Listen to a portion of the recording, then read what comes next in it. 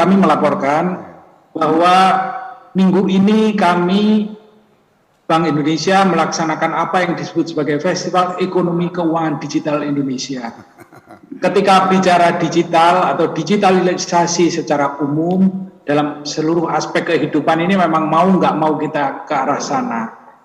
Tapi selalu perkembangan teknologi, perkembangan budaya itu ada sisi positif, ada negatifnya. Di sisi negatif jelas kita sudah beberapa tahun terakhir ini babak belur dengan berbagai informasi yang mengandung juga misinformasi, disinformasi. Salah satunya adalah telah menggerus rasa kebangsaan kita, telah menggerus rasa kemanusiaan kita. Yang intinya adalah ketika bicara menghadapi Ramadan, tentunya kita ingin kembali ke fitri, ke jati diri. Sebenarnya itu Islam, Muslim itu harusnya seperti apa. Oleh karena itu, ini sekali lagi sangat tepat. Terima kasih Mas Bakti Hartanta mengundang Profesor Buya Sakur Yasin yang saya yakin, saya selalu mengulang Profesor, saya adalah penggemar serial video YouTube dari Profesor yang selalu mencerahkan. Dan satu hal yang saya catat Profesor, bahwa penikmat penggemar video-video Profesor ini ternyata adalah lintas agama.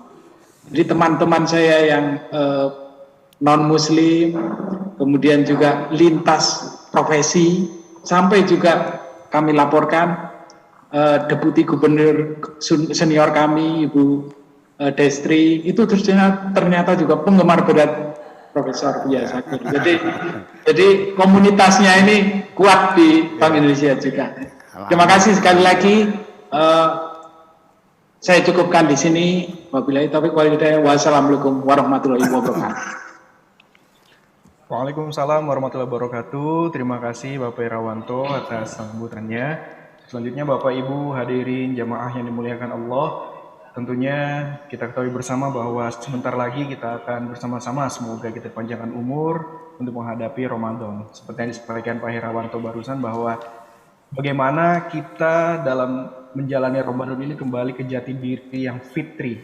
Tentunya kita penasaran bagaimana untuk mencapai itu semua. Langsung saja kami persilahkan kepada Al-Mukarram guru kita semua, Profesor Dr. Kiai Haji Abdul Syakur Yasin MA. Kami persilakan. Ya, terima kasih.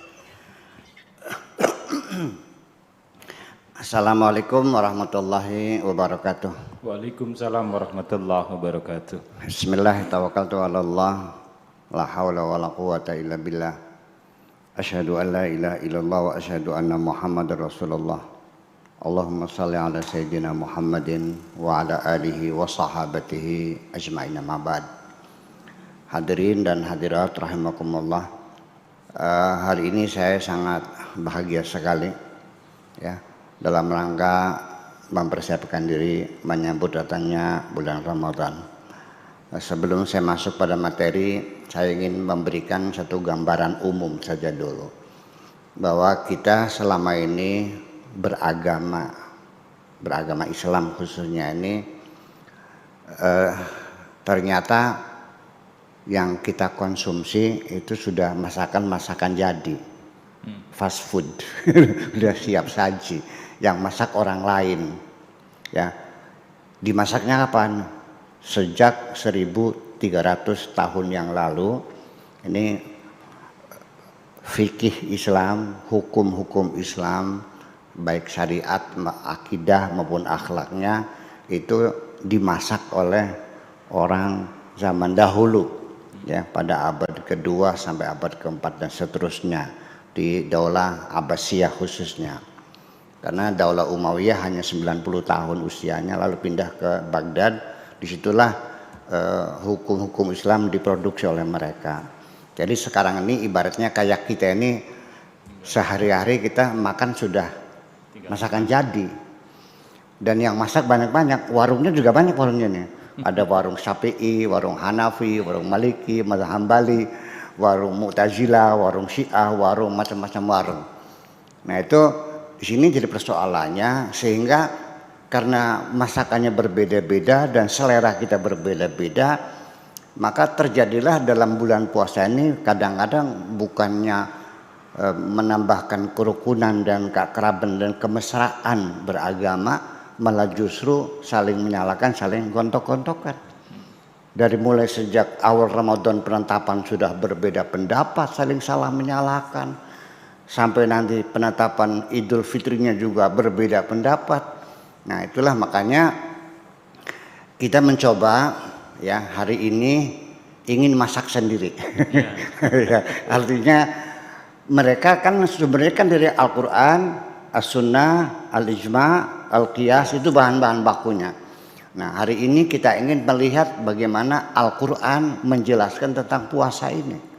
Jadi nanti supaya diharapkan nanti ke depan orang Islam tidak usah bertengkarlah ketika menghadapi perbedaan-perbedaan semacam itu. Ya, jadi kita merasa tidak nyaman begitu. Ya, Tuhannya sama, kitabnya sama. Ya kan, kok jadi berbeda? Ya ternyata itu beda masakan. Istilahnya interpretasi. Karena beda menginterpretasikan Al-Quran, maka akhirnya terjadilah warung-warung yang bermacam-macam itu. Ada warung Padang, ada warung Tegal, ya kan, ada warung Cirebon, warung Jamblang dan sebagainya. Oke.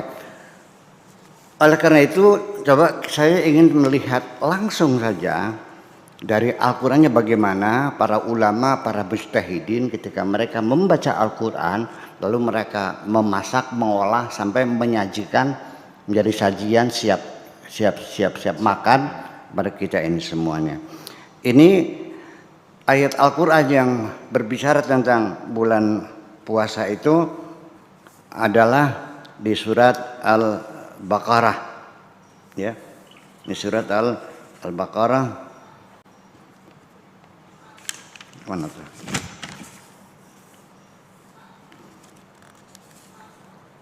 Oh, jadinya lepasnya. Coba cari dulu bentar. Ini sudah dibersih kok bisa.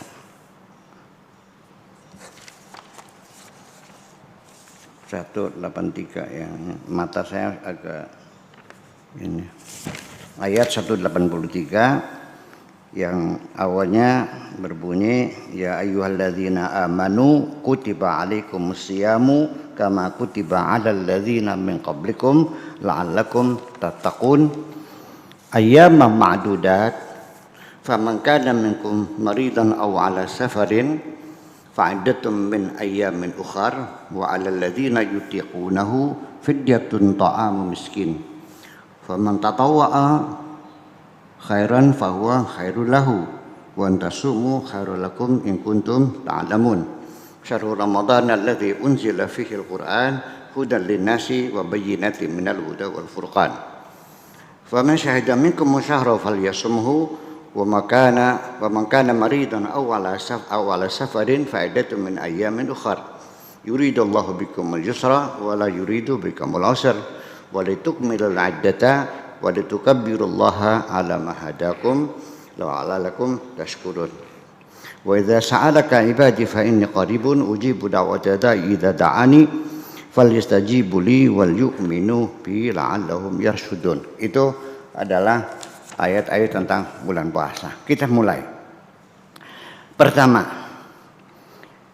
Allah memanggil orang-orang yang beriman untuk diberitahukan bahwa puasa itu wajib. Jadi Allah memanggil orang-orang yang beriman. Ya ayyuhalladzina amanu. Kenapa tidak memanggilnya ya ayyuhalladzina aslamu? Kita orang Islam seolah-olah sehari-hari saya Muslim, agamanya Islam. Tetapi setiap Allah akan memerintahkan sesuatu, yang dipanggil adalah keimanan, orang yang beriman. Kenapa demikian? Jadi artinya bahwa Allah tidak memanggil ya ayyuhalladzina aslamu karena belum tentu siap melaksanakannya. Yang sudah siap melaksanakannya itu adalah orang-orang yang telah beriman. Jadi kalau demikian maknanya bahwa level keimanan itu lebih tinggi daripada keislaman. Di dalam Al-Quran juga diceritakan bahwa ada beberapa orang sahabat datang menghadap kepada Kanjeng Nabi, lalu mereka mengatakan, qalu amanna, ya Rasulullah kami beriman. Rasulullah melihat dengan perasaan yang sangat sensitif itu, kayaknya nggak pas nih. Ya. Nah, betul juga, akhirnya datang perintah dari Tuhan untuk menyampaikan kepada mereka yang menyatakan dirinya telah beriman, bal qulu aslamna, sebaiknya engkau mengklaim saja telah berislam, jangan mengatakan kami telah beriman. Loh, kalau begitu berarti kalau orang beriman sudah pasti berislam, tapi orang yang berislam belum tentu beriman. Itulah makanya yang dipanggil adalah orang yang beriman, ya ayyuhalladzina amanu. Kenapa? Apa sebabnya mereka itu diperintahkan untuk menyatakan telah berislam, jangan beriman? Alasannya adalah walamma yadkhulul imanu fi qulubihim, karena keimanan belum masuk di dalam hati mereka. Jadi mereka sudah sholat, sudah zakat, sudah puasa, sudah haji, sudah sah kita sebut sebagai muslim. Tapi apakah dia mukmin? Belum tentu. Karena belum tentu orang yang muslim itu juga mukmin. Jadi kalau Islam itu lebih didominasi oleh persoalan syariatnya semacam itu. Ini satu demikian. Kemudian yang kedua, setelah Allah memanggil ya ayyuhalladzina amanu kutiba alaikumus syamu. Kutiba dalam bahasa Indonesia sebenarnya kan diwajibkan. Di dalam bahasa Arab kataba itu berbeda dengan wajaba, berbeda dengan farada. Farada artinya lain, fardu, wajaba wajib. Kalau kitab, nah di sini kenapa Allah mengatakannya itu kutiba alaikum, bukan wujiba alaikum atau furida alaikum? Pada banyak ayat sering furida, tetapi di sini puasa kok kenapa kutiba? Dari sisi prosedur instruksi saja, ada perintah secara lisan, ada perintah secara tulisan, itu beda. Kutiba dituliskan makna aslinya, artinya diwajibkan secara tertulis. Nah, kalau furida itu diwajibkan secara ucapan. Ini beda sekali. Apa artinya bedanya? Begini. Sesuatu perintah yang disampaikan dengan lisan, Pak Fakar besok datang ke rumah ya. Dengan Pak Fakar besok engkau saya angkat menjadi kepala sekolah sanawiyah di pondok ini.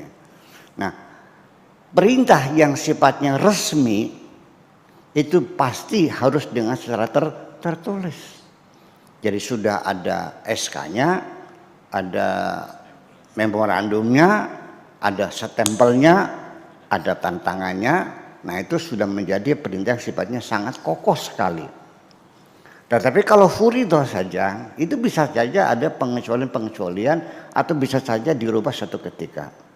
Mari kita buktikan kenapa puasa disebut kutiba, kalau saum itu adalah tidak disebutkan kutiba, zakat juga tidak kutiba dan sebagainya. Mari kita buktikan ketika seseorang jatuh atau datang haid, dia tidak sholat.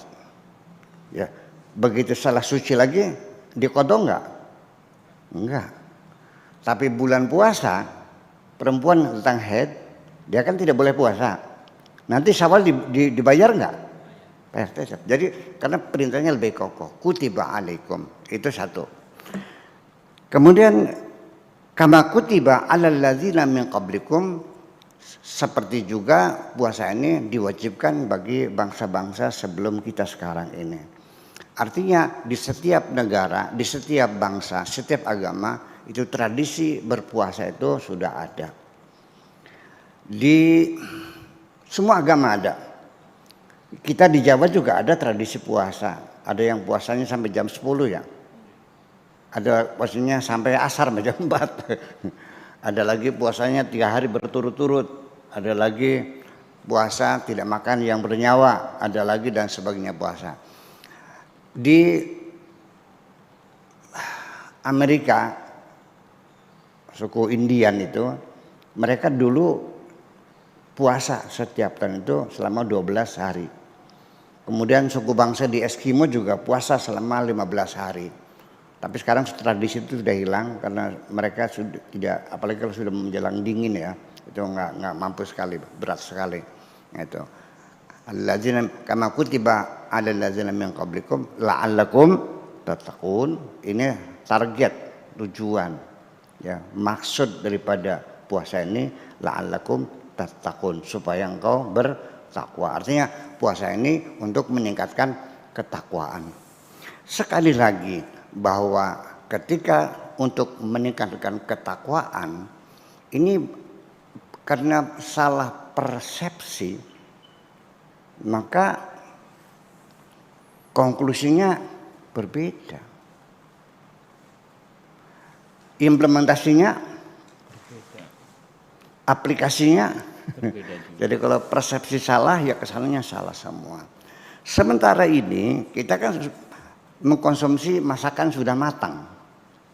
Yang kita baca dalam kitab-kitab fikih itu, takwa itu didefinisikan adalah melaksanakan segala perintah Allah dan meninggalkan segala larangan Allah.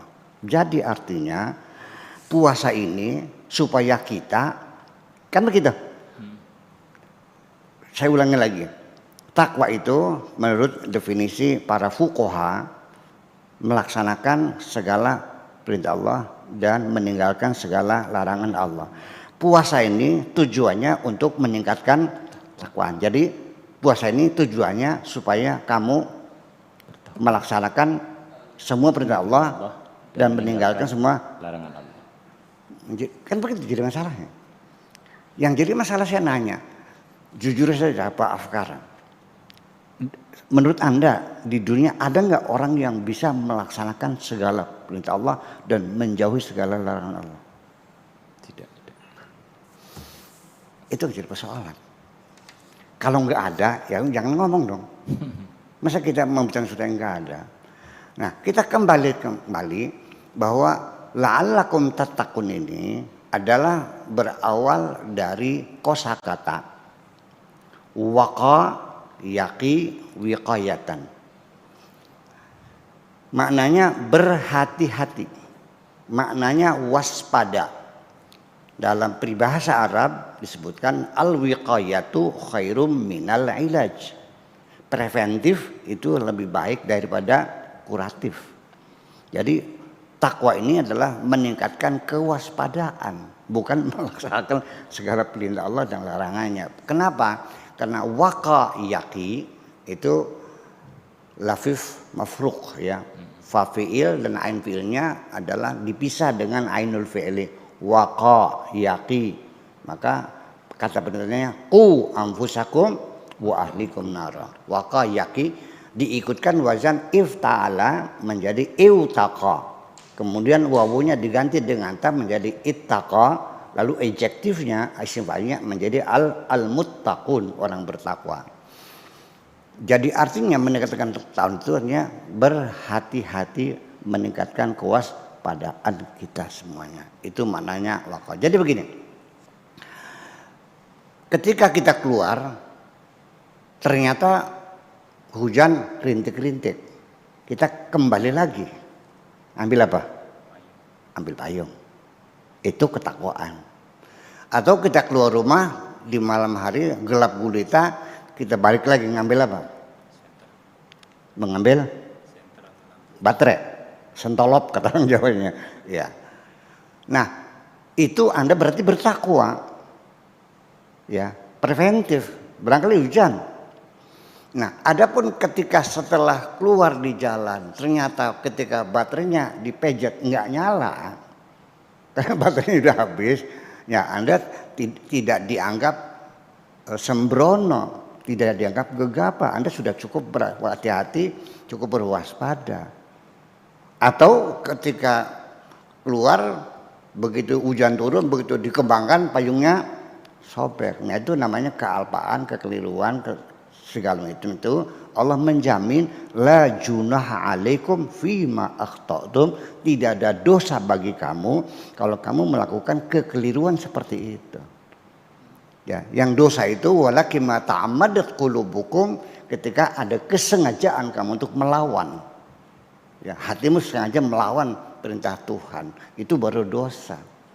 Nah, situlah makanya baru bisa terjadi kalau begitu. Ya orang bertakwa banyak kalau begitu mah. Siapa saja yang hati-hati bertakwa. Kalau yang melaksanakan perintah Allah ya nggak ada. Nggak ada orang yang bisa menjauhkan segala larangan Allah dan bisa melaksanakan segala perintah Allah. Nah, ini kemudian ayam ma'dudat, beberapa hari ini dikisahkan Nabi dulu sebelum diperintahkan puasa ini setiap bulan itu puasa 3 hari. Ya, terutama juga bulan Asyura juga puasa. Nah, setelah turunnya ayat ini, maka yang diwajibkan hanya bulan puasa saja. Ayyam ma'dudat, hanya beberapa hari. Tradisi puasa di mana-mana berbeda-beda. Ada yang 4 hari, ada yang di suku Indian itu 12 hari, di Eskimo itu ada 15 hari, di Jawa juga, di Bali juga, semuanya ada puasa-puasa macam itu. Kama kutiba 'alal ladzina min qablikum. Nah, selanjutnya faman kana minkum maridan, apabila ada di antara kamu ada orang yang sakit, au ala safarin, atau melakukan perjalanan, faidatum min ayyamin ukhar, maka dihitung, dibayari di hari yang lain. Anda bulan puasa ini karena ini orang bekerja di bank ya, jadi kadang-kadang ya sesuatu mendesak harus berangkat ke Jakarta, ya kan begitu, dalam perjalanan atau juga tiba-tiba jatuh sakit karena corona barangkali kan gitu, mudah-mudahan tidak terjadi gitu ya. Nah, di sini diberi korting oleh Tuhan, bisa dispensasi, boleh kita makan, tidak meninggalkan puasanya, tetapi nanti bulan Syawal dilunasi, namanya qada. Itu. Wa 'alal ladzina yutiqunahu, dan bagi orang-orang yang tidak mampu melakukan puasa, dia tidak dalam perjalanan dan dia tidak sakit, dia dalam keadaan sehat, hanya karena usia lanjut, karena jompo, ya usia sudah 95 tahun, jalan saja sudah dituntun-tuntun. Dia tidak sakit, sehat, dicek darahnya sehat, tensinya ya 130, kolesterolnya 140, normal semuanya, cuma udah dijompo. Nah, bagi orang yang semacam itu, fidyatun ta'amu miskin. Nah, di situ maka dia sudah tidak lagi berkewajiban untuk melakukan puasa, tetapi dia harus membayar fidyah. Seberapa besar fidyahnya? Yaitu 1 kali makan orang miskin. Lalu ukurannya apa? Standarnya nggak bisa ditentukan dengan jumlah 100.000, 50.000, tidak. Standarnya kembali kepada situasi dan kondisi yang ada di sekitar itu. Kalau dia tuh orang tinggalnya di kampung seperti di sini di Kertasemaya, makannya itu di warteg, berapa warteg? 15. Nah, berarti setiap hari dia boleh tidak puasa, boleh makan, tapi dia bayar fidyah 1 kali makan orang miskin 15.000. Tapi kalau andanya punya sawahnya 100 hektar, biasa makan di restoran di Cirebon, di Pizza Hut, menghabiskan 100.000 sekali makan, ya Anda ya sekali makan ukuran Anda. Jadi ukuran pribadinya ya. Kalau Anda setiap hari makannya berapa? 20.000, ya berarti ketika Anda nanti jompo itu nanti Anda bayar 20.000 setiap hari ngasih makan orang miskin itu. Itu fidyatun ta'amu miskin. Faman tatawwa'a khairan fahuwa khairul lahu. Tetapi ketika Anda ingin bersedekah lebih banyak lagi, tidak hanya satu orang, tapi karena Anda orang kaya, ya rezekinya banyak, jangan satu orang dong, ya deh 10 orang. Khairul lakum, itu lebih baik adalah untuk dirimu sendiri, ya sudah. Jadi 20 berarti berapa? 200 ya. Nah, 200 dibagikan orangnya. Bisanya 5 yang enggak masalah. Atau 2 orang juga boleh. Tapi yang ketentuannya adalah 1 kali makan untuk orang miskin. Jadi bukan ukuran orang miskinnya. Kalau orang miskin kan 10.000 makannya. Tapi iya andainya itu ukurannya. Faman tatawwa'a khairan fahuwa khairul lahu. Wa antasumu khairul lakum. Tetapi kalau orang udah jompo itu ingin berupaya pengen puasa juga, gimana? Ya baguslah, nggak apa-apa, silakan. Tapi kalau sampai dia pingsan ya jangan dong. Ya. Tapi di sini suatu isyarat bahwa puasa lebih baik. Coba kita uji nanti kita bahas tentang hikmatut tasyrik tentang puasa itu. Nah, di sini ada satu persoalan bahwa adanya rukhsah tidak puasa itu ada 2 alasannya, yaitu 1 sakit, 2 bepergian. Apa alasannya? Alasannya adalah istinaban min istima'il masyaqqatin, menghindari ada 2 kelelahan puasa, kelelahan perjalanan. Yang jadi masalah kalau kita pergi perjalanan dulu bisa kita maklumi karena perjalanannya naik onta atau juga jalan kaki, kan begini, al hukmu yaduru ma'a illatihi. Hukum itu sangat kondisional, tergantung kepada sebabnya, kepada ilatnya. Kenapa boleh tidak puasa? Karena jangan sampai lelahnya puasa, lelahnya perjalanan bergabung menjadi satu, menjadi sangat lelah dan akan membuat Anda menjadi sakit. Ketika dulu perjalanan kita naik pedati, naik sepeda atau jalan kaki. Nah sekarang pejabat BI dari Jakarta mau ke Cirebon naik mobilnya BMW seri 7 pakai AC, ya kan gitu, duduk di belakang. Boleh nggak buka puasa? Dari Jakarta ke Cirebon naik Mercy S500 yang ber-AC, nyaman, capek nggak? Di sini menjadi persoalan. Ada beda pendapat. Ada yang mengatakan sebaiknya jangan puasa, menghormati tawaran Allah. Ya dikasih bonus, ya terima dong, jangan sombong, terima aja begitu. Ada lagi ya, alasannya sudah bergeser karena sudah tidak melelahkan. Itu satu persoalan. Ada yang pendapat lagi ya puasa, ya karena tidak ada masyakohnya, tidak ada kesulitan, tidak ada keberatan, tidak ada kelelahan, lalu apalagi alasannya. Itu tuh. Kemudian jadi pertanyaan lagi, ini kan masakan para mujtahidin, mengapa berbeda-beda pendapat ketika membaca Al-Quran. Nah hari ini kita mencoba untuk masak sendiri hari ini dari Al-Qurannya, begitulah kira-kira. Yang pertanyaan berikutnya, orang yang bekerja di pertambangan, di bawah tanah, atau mencangkul di sawah, ya, melawan teriknya matahari, ya punggung dijemur seharian dengan mencangkul, kayak apa tenagganya, lelah nggak? Kalau dia puasa, apa yang mereka rasakan? Sakit, ya lelah sekali.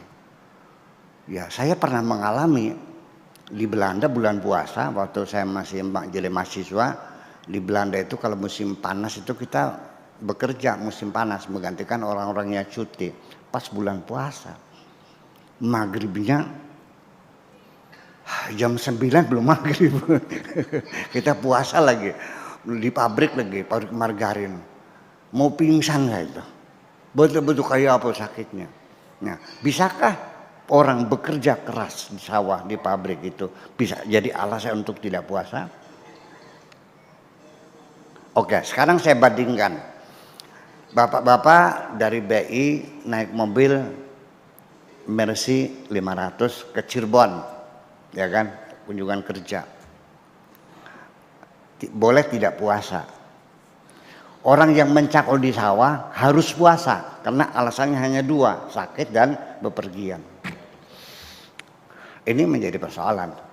Ya. Dulu pernah ada di Al-Azhar, Syekh Muhammad Abduh itu memberikan fatwa untuk orang yang bekerja keras ya di sawah dan pertambangan itu boleh berbuka. Tetapi nanti di waktu cuti dia bayar puasanya. Tetapi fatwa itu didem dan tidak disebarkan kemana-mana. Tapi kalau dibaca bukunya masih ada. Ya, karena banyak orang yang tidak setuju. Nah sekarang Bapak sekalian, tolong pakai hati nurani. Ini tukang macul, anak istrinya perlu makan, dia mencakul seharian dan harus puasa. Kita masyarakat kita itu kalau majikan orang yang punya tanah itu masak untuk ngasih makan orang yang mencakul di sawah itu menjadi tercela di sini. Ya, ya, namanya itu melanggar namanya. Harus jadi gimana? Ya suruh puasa sampai mana? Ya sampai sepingsannya. Nah, nanti di sini yuridullahu bikumul yusra wala yuridu bikumul usra. Allah tidak ingin mempersulit kamu. Allah ingin mempermudah kamu. Ini kita kembangkan dari Al-Qur'an inilah makanya perbedaan penafsiran itu adalah sifatnya penafsiran. Perbedaan bagaimana menganalisa, bagaimana mengurai ayat-ayat Tuhan itu. Makanya tidak menjadi aneh ketika banyak mazhab-mazhab berbeda-beda karena masing-masing menafsirkan dengan logika masing-masing semacam itu. Kita lanjutkan lagi ya. Wa antasumu khairul lakum in kuntum ta'lamun. Syahrul Ramadan alladzi unzila fihi al-Qur'an hudal linnasi wa bayyinatin minal huda wal furqan. Bahwa bulan puasa itu adalah bulan yang istimewa di mana pada bulan itulah Al-Qur'an diturunkan. Al-Qur'an hudal linnas, Quran, wa bayyinat, Quran, bayyinat, ya, kemudian furqan, kemudian az-zikr, kemudian al-kitab. Ada al-kitab, ada Al-Quran, ada al-furqan, ada bayyinat, ada Al-Quran. Sama enggak? Ya beda. Ya, kalau kitanya orang beriman, ya, kita menyebutkannya al-kitab. Karena zalikal kitabu la raiba fi hudan lil muttaqin. Tetapi di sini karena Al-Qur'an hudan linnas. Jadi orang yang beriman membaca Quran namanya apa? Ya Quran. Yang tidak beriman ya Quran, yang beriman ya Quran. Orientalis ya baca Quran juga, tetap Quran. Tapi kalau kita yang bertakwa ini namanya membaca Alkitab. Itu kira-kira. Adapun Al-Furqan itu artinya lain lagi. Faman syahida minkum syahra falyasumhu wa man kana maridan aw ala safarin fa iddatum min ayyamin ukhra. Diulang lagi bahwa siapa orang dalam keadaan sakit atau bepergian maka dibayar di hari yang lain. Ya, yuridullahu bikumul yusra wa la yuridu bikumul usra. Allah ingin memberikan kemudahan, Allah tidak ingin mempersulit kamu. Ya, mana mungkin Allah menyuruh orang yang bekerja seharian di sawah, tukang beca, narik angkutan begitu jauh ya, kemudian dia puasa juga, tega nggak? Tapi ini fatwa ini nggak jalan nih, karena umat Islam masih menghendaki, belum setuju bahwa orang pekerja keras itu boleh ini. Jadi sepingsannya aja ya. Oke, nanti kita bicarakan nanti. Walitukabbirullaha, nah disitulah ala mahadakum walitukmil iddata, jumlahnya disempurnakan. Puasa bulan puasa itu biasanya 29 hari, tetapi ketika kita menghadapi kesulitan ru'yah, langitnya mendung sehingga kita tidak bisa melihat hilal, maka walitukmil iddata digenapkan menjadi 30 hari. Nabi juga pernah satu kali puasanya 30 hari. Kebanyakan puasanya 29 hari saja. Kemudian setelah itu baru walitukabbirullaha, disitulah Idul Fitri kita membaca takbiran ala ma hadakumullah la'allakum tashkurun. Nah, terakhir ditutup ayat puasa ini, wa idza sa'alaka ibadi fa inni qarib. Apa hubungannya puasa dengan apabila ada orang bertanya kepada kamu tentang aku, kata Allah, katakanlah aku ini dekat. Fa inni qaribun, aku ini dekat. Ujibu da'wata da'i, akan kukabulkan doanya orang yang berdoa kepadaku. Idza da'ani, kalau dia berdoa kepadaku, falyastajibuli, mintalah pengkabulan kepadaku, wal yu'minu bi, dan percayalah kepadaku, la'allahum yarsudun. Ini artinya bahwa orang berdoa ketika sambil berpuasa itu ada jaminan dari Allah, ujibu da'wata da'i. Bagaimana engkau berdoa, perutmu buncit kayak orang hamil, ya kan, makananmu sekenyang-kenyangnya lalu berdoa. Jadi artinya ini satu isyarat bahwa ketika kita memohon kepada Allah, berdoa apa saja, ingin punya anak, ingin anak kita bisa masuk jadi pegawai negeri, bisa ingin sekolah ke luar negeri, apapun kepentingan ini, tolong dibantu dengan berpuasa. Karena Allah sangat dekat dengan orang yang berpuasa. Jadi pengertian dekat dengan Allah itu sendiri sebetulnya bukan persoalan jarak, tapi persoalan rasa. Kalau persoalan jarak, Allah itu aqrabu ilaihi min hablil warid, lebih dekat dari urat nadi kita. Jadi kalau dengan masalahnya jarak, Allah sudah dekat kok. Sudah sangat dekat sekali, sudah tidak ada jarak kok. Lebih dekat dari urat nadi. Dari di mana Tuhan itu? Jadi orang yang belajar ingin mendekatkan diri kepada Allah itu artinya dengan berpuasa, dengan banyak berzikir, dengan banyak melakukan ritual-ritual, sholat sunnah, i'tikaf dan sebagainya. Akan tetapi saya melihat bahwa untuk mendekatkan diri kepada Allah, jalur ritual dengan jalur kepedulian sosial di dalam puasa, menurut saya lebih efektif mendekatkan diri kepada Tuhan melalui jalur kepedulian sosial. Mengapa demikian? Karena puasa ini meningkatkan ketakwaan kita. Salah satunya adalah menumbuhkan kepedulian sosial. Mari kita uji. Ketika kita masuk bulan puasa, ada perubahan dalam diri kita. Kita mulai mempedulikan masyarakat kita. Mulai kita mudah terharu melihat orang sengsara. Mulai kita memperhatikan tetangga ini punya lauk pauk enggak, punya takjilan enggak. Sampai dapur tetangga diperhatikan. Nah, ini tangga depan dari siang dapurnya itu enggak ada asapnya. Tolong dong dilihat sana bagaimana. Anaknya pergi, datang lagi, mama katanya nggak punya beras. Kita sedang berpuasa, bapak-bapak sekalian, lalu mendengar ada tetangga kita yang punya beras. Apa yang terjadi? Langsung diambilin berasnya, ini berasnya, ambil, ini duitnya 10.000 buat beli lauknya. Begitu dermawan. Yuk kita bulan puasa kita berkunjung ke teman. Semua kue keluar, betul nggak? Jadi kedermawanan, kepedulian sosial itu muncul dalam bulan puasa. Akan tetapi, kenapa begitu saya puasa masuk bulan Syawal, kok kira-kiranya nongol lagi? Nah, ini kita harapkan mudah-mudahan puasa ini setelah menimbulkan kepedulian sosial, ya saya harapkan casan ini bisa untuk selama 11 bulan ke depan gitu. Jangan Syawal udah lupa lagi, kita pikir lagi akhirnya macam itu. Nah, jadi artinya ketakwaan itu lebih efektif melalui jalur kepedulian sosial. Mari kita buktikan dengan hadis qudsi. Seseorang dulu di dunia mencari Tuhan. Naik gunung, turun gunung. Masuk hutan, keluar hutan. Sampai meninggal dunia, di situ dipersalahkan oleh Tuhan. Ngapain lu mencari aku kemana-mana, ke gunung, ke hutan? Ngapain? Kamu terlalu bodoh mencari begitu. Coba kalau kamu selama di dunia, coba datangi tetanggamu yang sakit itu. Kau bawa obat-obatan. Engkau sudah bertemu dengan aku.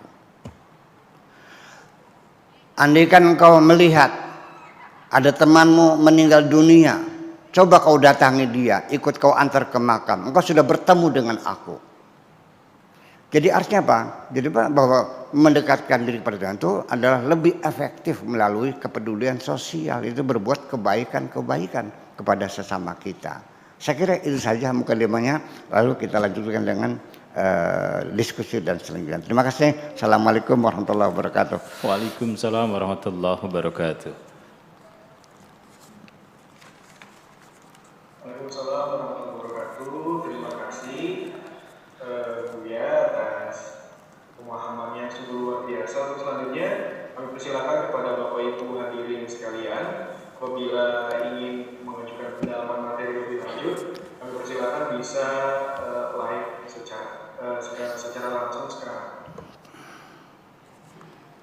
Adakah Bapak Ibu?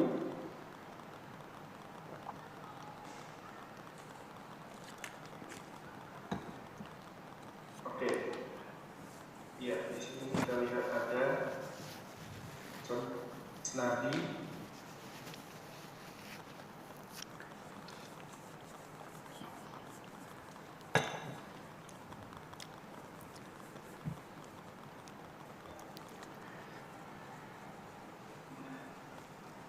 Ya, silakan.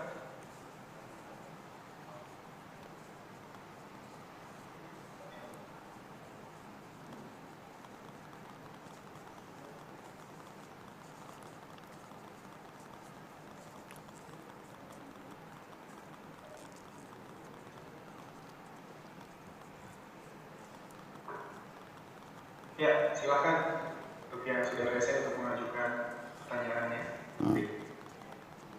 Assalamualaikum warahmatullahi wabarakatuh. Waalaikumsalam warahmatullahi wabarakatuh. Yang kami hormati dan kami muliakan guru kita semua, Buya Syakur, semoga selalu diberikan kesehatan. Amin, amin. Dan berkaya Allah Subhanahu wa taala. Amin, amin. Izin bertanya Buya, saya Ya. Dadang Musnadi dari BI Cirebon. Kebetulan istri saya itu sedang menyusui nih Buya. Ya, ya. Nah, Adakah sih apabila selama menyusui itu istilahnya tidak kuat untuk menjalani puasa, Ya. adakah keringanan dan seperti apa gitu untuk Ya, ya. menjalankan? Kemudian yang kedua, Buya gini, orang tua kami itu sebagai UKM gitu, jadi mempekerjakan orang, khususnya di bulan Ramadan ini sampai lembur untuk target hari raya, biasanya begitu Buya. Nah, bagaimanakah hukumnya apabila orang tua kami menyediakan makan atau minum bagi pekerjanya apabila tidak kuat untuk menjalani puasa? Gitu. Mungkin itu aja Buya, mohon pencerahan. Sekian, terima kasih. Wassalamualaikum warahmatullahi wabarakatuh. Waalaikumsalam warahmatullahi wabarakatuh. Baik. Pertama begini, ketika kita tidak berpuasa atas dasar pertimbangan untuk kepentingan orang lain, Ya.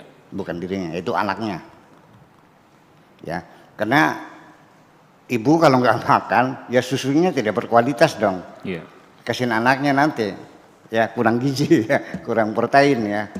Nah, maka ketika itu dibolehkan ibu menyusui itu demi untuk kesehatan anaknya, dibolehkan dia berpuasa.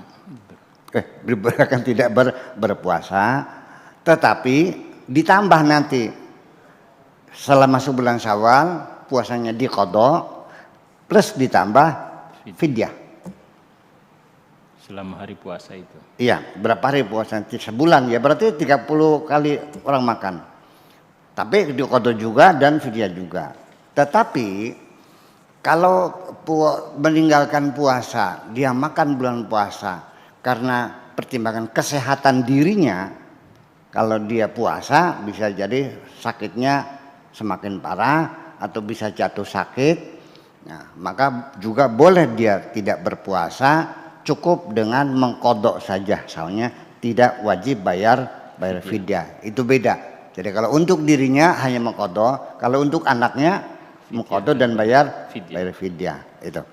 Kemudian ngasih makan orang yang tidak puasa, ini masalahnya kan seperti di Jakarta. Kenapa kita menuntut orang di Jakarta menghormati orang puasa, inginnya di Jakarta tidak boleh ada warung buka. Lah yang nggak bisa dong. Di Jakarta kan ada Muslim, ada non-Muslim, ada Yahudi, ada Nasrani, ada Buddha, ada Hindu. Mereka tidak puasa, beda agama. Memang kita akan maksa mereka puasa. Kemudian juga bulan puasa, banyak orang yang tidak puasa, orang yang haid juga nggak puasa. Anak-anak juga nggak puasa, orang sakit nggak puasa, orang dalam perjalanan juga nggak puasa. Nah kalau restoran tidak boleh buka di Jakarta, mereka makannya gimana? Gimana?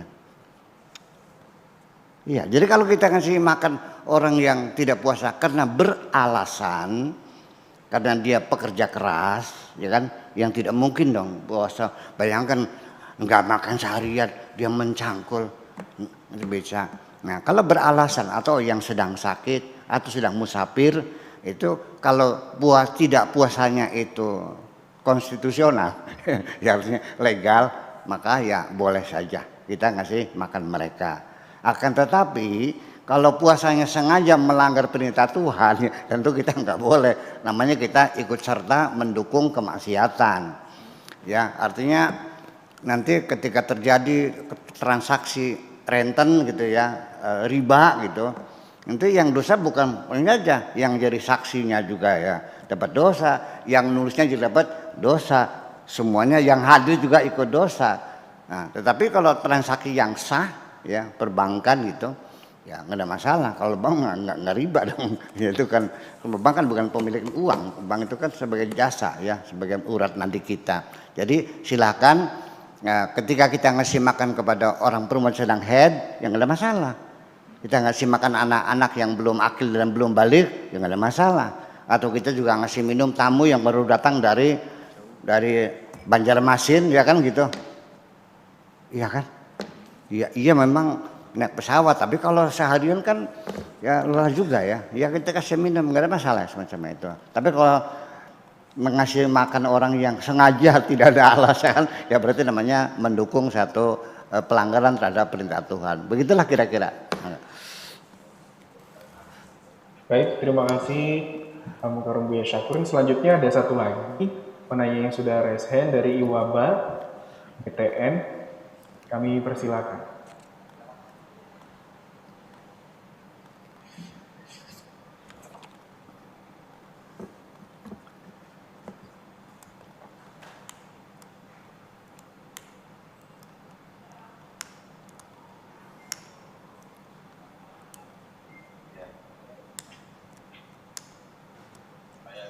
Assalamualaikum. Waalaikumsalam warahmatullahi wabarakatuh. Izin tidak diaktifkan ya, saya lagi di jalan. Iya. Ya. Begini Pak Kiai, dalam bulan puasa itu kan sholat malam itu tarawih itu termasuk ke dalam sholat malam dalam bulan Ramadan. Nah yang akan saya tanyakan, apakah setelah kita sholat tarawih itu kita boleh tahajud lagi atau memang tidak Pak Kiai? Ya. Begitu aja Pak Kiai, terima kasih. Wassalamualaikum warahmatullahi wabarakatuh. Waalaikumsalam Jadi warahmatullahi wabarakatuh. langsung saja saya jawab. Begini caranya, kalau ibu ini ada rencana nanti malam itu ya sebelum sahur ya jam 2 mau sholat hajat, mau sholat taubat, mau sholat tasbih dan sebagainya, maka hendaknya ketika tarawih terserah mau yang 8 silakan, yang 20 silakan, tetapi jangan ikut sholat witir. Jadi sholat tarawihnya saja, selesai tarawih begitu imam sholat al-witri jami'atul rahimakumullah, udah, nah, ibu pulang saja atau jangan sholat witir, sehingga nanti malamnya itu setelah sholat hajat, setelah sholat taubat, sholat tasbih, lalu ditutup dengan witir. Sebab witir itu artinya sholat malam sebagai sholat penutup. Kita sholat apa saja di malam hari ditutupnya dengan sholat witir. Makanya kita malam jam 2 bangun, kita sholat hajat, sholat tobat, sholat tasbih, selesai itu lalu ditutup dengan sholat witir. Nah, jadi kalau ibu tadi sholat tarawih dan witir, ya berarti sudah. Setelah itu tidak ada sholat lagi karena sudah. Kalau mau balik udah assalamualaikum, wakhirul kalam, masa mau naik lagi? Ya udah dong. Iya, udah assalamualaikum udah kata penutup. Itu pun hanya sebatas tata krama, sopan santun, etika beribadah, etika seremoni agama. Tetapi kalaupun melaksanakan ya nggak sampai haram sih. Cuman etikanya kan nggak pantas aja gitu. Masa sudah assalamualaikum naik lagi, ya kan gitu ya, udah turun gitu. Jadi sebaiknya saya ulangi lagi, ketika sholat taraweh jangan ikut sholat witir. Kalau ada niat nanti malam mau sholat tahajud dan sebagainya. Begitulah kira-kira. Ya. Baik, terima kasih Barang Buya Syakur untuk selanjutnya. Karena kita masih memiliki kurang lebih 10 menit ke depan untuk sesi pendalaman materi ini. Baik, ini di kolom chat ini terdapat satu pertanyaan. Pak Kiai, Assalamualaikum warahmatullahi wabarakatuh. Izin bertanya, ini dari Renan, BTN Syariah Cirebon. Pertanyaannya ialah, apa saja tanda-tandanya puasa seseorang diterima oleh Allah Subhanahu wa Ta'ala? Demikian. Ya, tanda-tandanya ya nanti at the age, di penghujungnya baru kita indikator itu bisa kita baca at the age ya, bukan di tengah perjalanan. Selama kita puasa ya kita bisa. Nanti setelah masuk bulan Syawal, apa tandanya puasa diterima? Bisa kita lihat dari adanya peningkatan kualitas hidup. Ternyata setelah bulan puasa dia semakin dermawan. Yang tadinya kikir jadinya dermawan, yang tadinya egois ya dia mulai memperhatikan teman-temannya, yang tadinya dia banyak penyakitnya akhirnya alhamdulillah sembuh, sakit mahnya sembuh, pileknya sembuh, ya kan begitu. Nah kemudian juga kerukunan rumah tangganya dengan semakin besar lagi. Nah indikator-indikator itulah yang bisa menjadi ukuran bahwa seorang itu puasanya berkualitas dan diterima oleh Allah Subhanahu wa Ta'ala. Saya kira begitu. Baik, terima kasih. Apakah masih ada yang ingin mengajukan pertanyaan sebelum kita akan berdoa di akhir sesi kajian pada sore hari ini? Bapak Ibu sekalian, kami persilakan.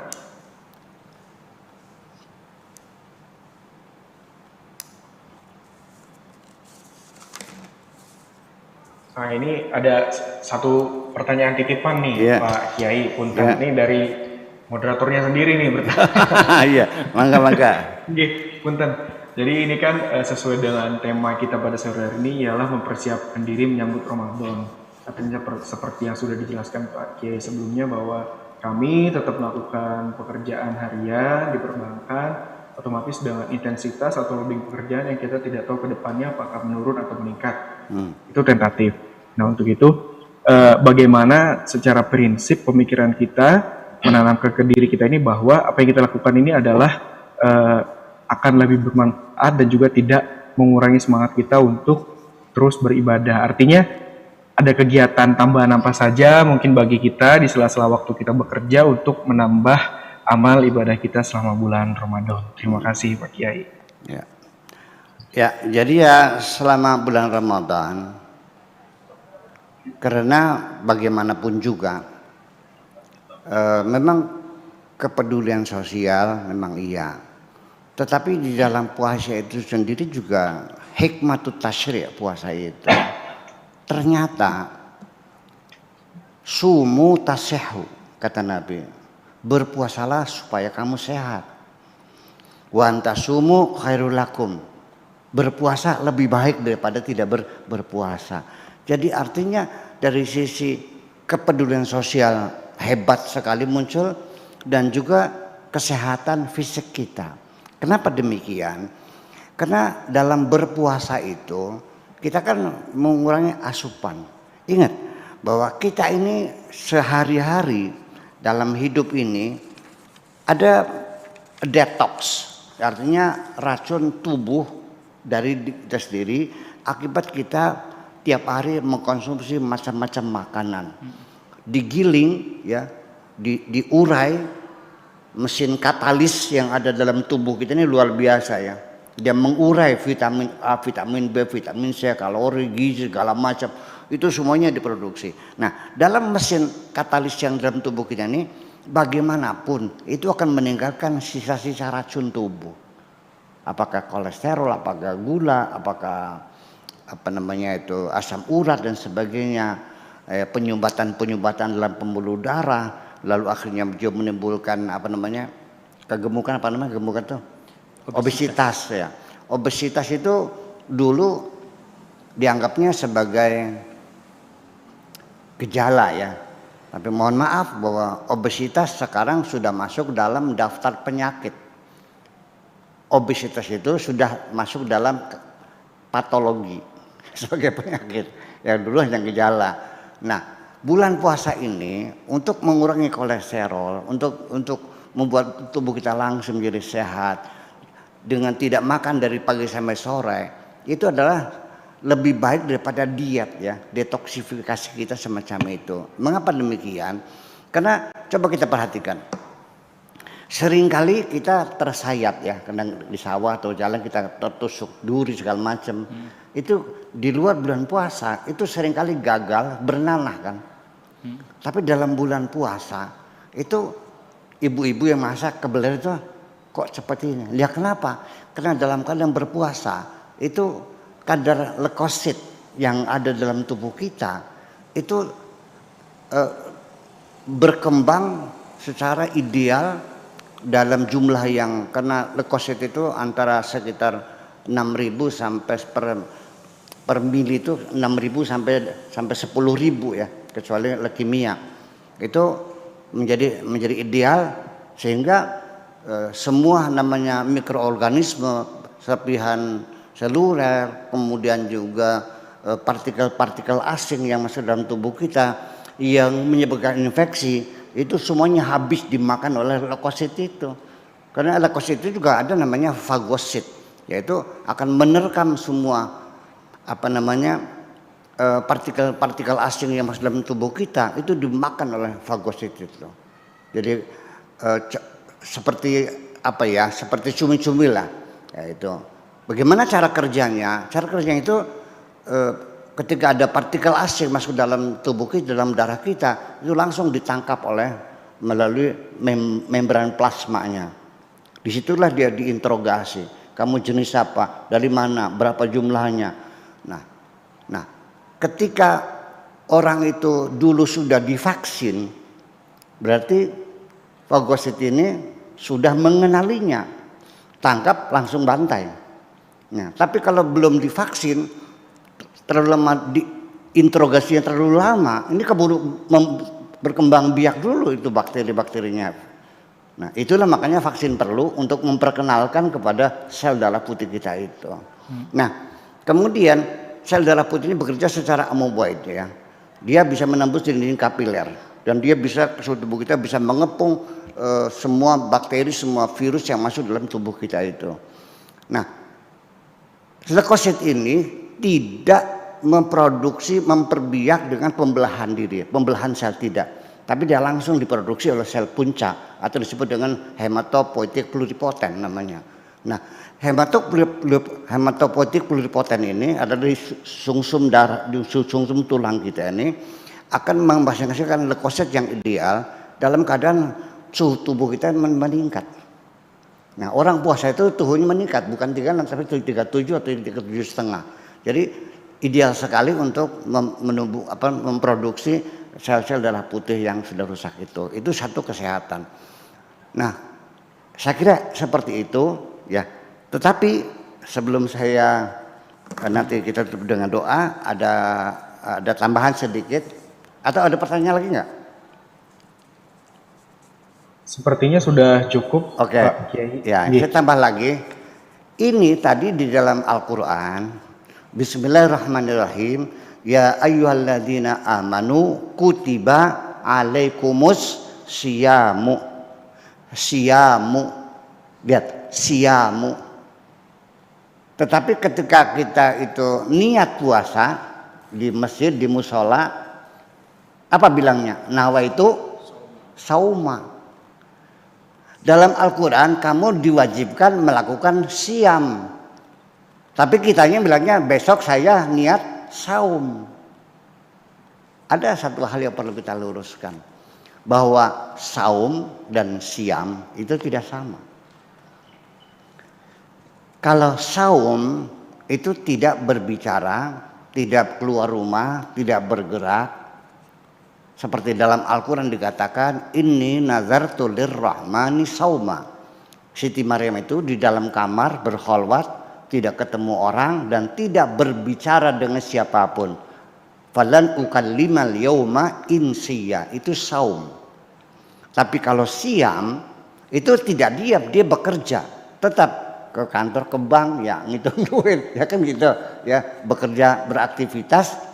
Nah, kalau siam itu tidak makan dan tidak minum. Kalau saum itu tidak berbicara.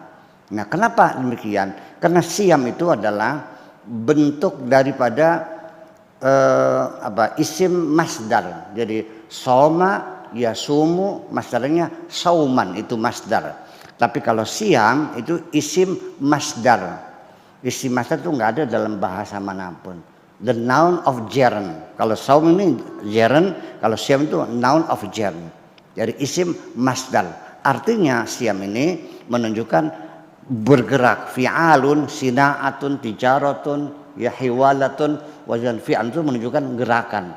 Jadi kalau orang siam itu bukan diem, tapi tetap bekerja sehari-hari, beraktivitas.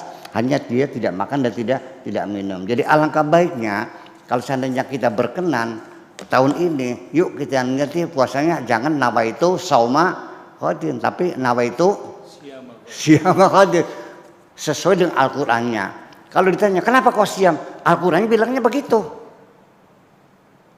Tetapi kalau nawaitu sauma, kita bertanya kenapa saum? Alasannya apa?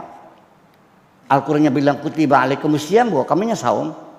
Jadi kalau kita bilang nawaitu siyama enggak perlu alasan, yang Al-Qur'annya begitu. Tapi yang mengatakan nawaitu sauma harus beralasan kenapa sauma. Nah, itu satu. Kemudian ini ada tradisi di kita ini, Bapak sekalian, yaitu bahwa katanya takjil itu artinya menyegerakan berbuka puasa itu hukumnya sunnah, namanya takjil. Jadi sebelum azan maghrib terdengar itu korma sudah di depan mulut nunggu takjil tuh. Jadi begitu Allah tep langsung makan. Katanya sunnah, lebih cepat, lebih sunnah. Tetapi di Al-Quran sendiri di sini, di surat tadi tuh setelah ayat tadi, di sini malah dikatakan wa atimus siyama ilal laili. Sempurnakanlah puasamu itu sampai malam. Artinya sampai mega merah sudah tidak kelihatan, mata langit sudah terlihat gelap, disitulah mulai kita berbuka. Itu dalam Al-Qur'annya. Jadi bagusnya gimana? Ya sholat maghrib aja dulu. Sholat maghrib baru kita buka. Jadi nggak tahu takjilnya dari mana datangnya, hadisnya hadis mana. Tapi kalau Al-Quran mengatakan wa atimus siyama ilal laili, sempurnakanlah puasa itu sampai malam. Artinya betul-betul malam itu artinya mega merah sudah nggak ada, cahaya di langit sudah gelap, disitulah kita baru berbuka puasa. Mungkin semacam itu barangkali sebagai tambahan saja. Kembali, terima kasih gitu aja. Baik, matur nuwun pisan, matur nuwun sangat kepada Profesor Dr. Kiai Haji Abdul Syakur Yasin MA. Sebelum kita mengakhiri dengan doa penutup, sebelumnya kami persilakan kepada Kepala Perwakilan Bank Indonesia Cirebon, Bapak Bakti Artanta, untuk memberikan istilahnya permohonan terima kasih kepada Buya Syakur. Kami persilakan. Oke, matur nuwun Mas Agus. Assalamualaikum warahmatullahi wabarakatuh. Waalaikumsalam. Yang terhormat Buya Syakur, rekan-rekan semua dari Sub BMPD Jaya Maja Kuning. Alhamdulillah Buya, alhamdulillah atas pencerahannya sore hari ini sangat bermanfaat buat kami untuk mengawali memasuki bulan Ramadan tahun ini. Tahun yang penuh semacam cobaan ya Buya ya. Setahun yang lalu dan tahun ini pun akan kita hadapi. Mudah-mudahan bulan Ramadan tahun ini kita semua dapat melaksanakan dengan sebaik-baiknya, sekusuk mungkin, dan kita bisa mendoakan kita semua untuk mudah-mudahan pandemi COVID ini bisa segera berakhir. Buya, tadi Pak Herawanto menyampaikan permohonan maaf tidak bisa sampai akhir karena itu, tapi beliau menyampaikan salam takjil dari Pak Herawanto yang beliau pengagum Buya Syakur sampai dengan saat ini. Makanya kemarin secara khusus kami undang beliau untuk bisa hadir. Buya, ini adalah yang pertama kami mengundang Buya dan mungkin bukan yang terakhir. Insya Allah kalau ada kesempatan nanti kita akan sambung kembali dan mohon perkenan Buya untuk tetap bisa mengisi di BI Religi kami maupun kegiatan-kegiatan BNPD. Terima kasih Buya atas kesempatannya. Mudah-mudahan Buya selalu sehat dan selalu bisa memberikan pencerahan buat kita semua. Wassalamualaikum warahmatullahi wabarakatuh. Waalaikumsalam warahmatullahi wabarakatuh. Baik, terima kasih Pak Bakti. Bapak Ibu hadirin yang dimuliakan Allah Subhanahu wa taala. Ya. Bagaimana mempersiapkan diri menyambut Ramadan yang suci ini dari Al-Mukarram guru kita, Profesor Dr. Kiai Haji Abdul Syakur Yasin MA. Untuk itu, untuk mengakhiri kajian kita pada sore hari ini dengan mengharapkan ridha Allah, kami mohon kepada Al-Mukarram Profesor Dr. Kiai Haji Abdul Syakur Yasin MA untuk memimpin doa. Nggih, mangga. Bismillahirrahmanirrahim. Rabbana auzi'na أن نشكر نعمتك التي أنعمت علينا وعلى والدينا وأن نعمل صالحا ترضاه وادخلنا برحمتك في عبادك الصالحين وادخلنا برحمتك في عبادك الصالحين وادخلنا برحمتك في عبادك الصالحين ربنا آتنا في الدنيا حسنة وفي الآخرة حسنة وقنا عذاب النار وصلى الله على سيدنا محمد وعلى آله وصحابته أجمعين سبحان ربك رب العزة عما يصفون وسلام على المرسلين والحمد لله رب العالمين.